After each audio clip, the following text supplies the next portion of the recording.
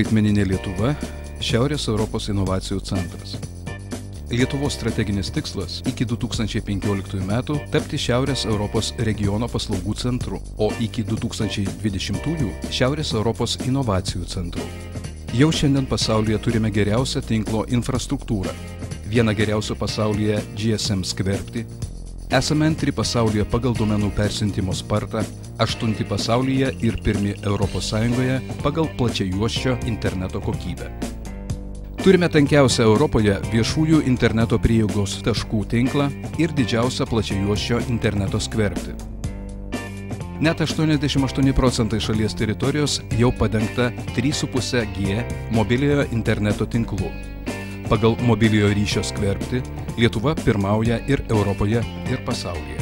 Šiuo metu Lietuvoje dirba daugiau nei 30 000 informatikos ir ryšių technologijų specialistų.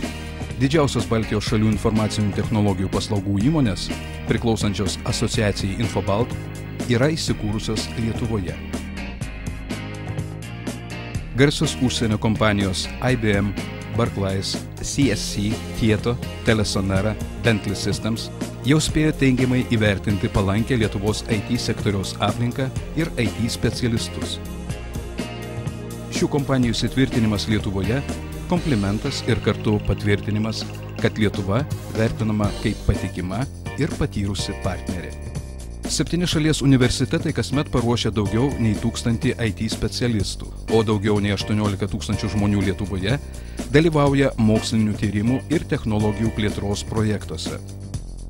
2010 metų pabaigoje, pasirašius bendradarbiavimo sutartį su IBM, buvo įsteigtas Lietuvos tyrimų centras. Šis centras kartu su IBM centrais kitose šalyse vykdys tyrimus nanotechnologijų, sveikatos ir kitose srityse. Paprasti Lietuvos gyventojai vis dažniau naudoja kompiuterį ir interneto ryšį kasdieniam reikalam tvarkyti. Per pastaruosius 10 metų namų ūkių turinčių kompiuterius padaugėjo 6 kartus, o turinčių interneto prieigą net 17 kartų. Lietuvoje sparčiai plėtojamos elektroninės viešosios paslaugos, ypač susijusios su gyventojų pajamų ir turto deklaravimu, įsidarbinimu, socialinėmis įmokomis, viešųjų bibliotekų saugomos informacijos paieška, muitinės deklaracijomis, statistikos duomenų pateikimu. Šiomis paslaugomis Lietuvos gyventojai aktyviai naudojasi.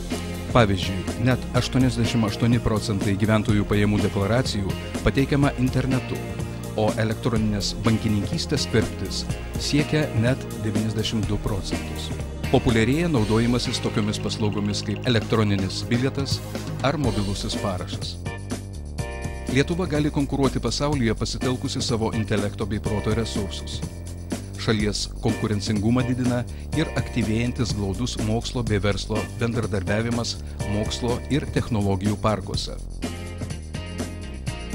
IT verslas kuriasi ir stiprėja Vilniuje esančiame Visorių informacinių technologijų parke.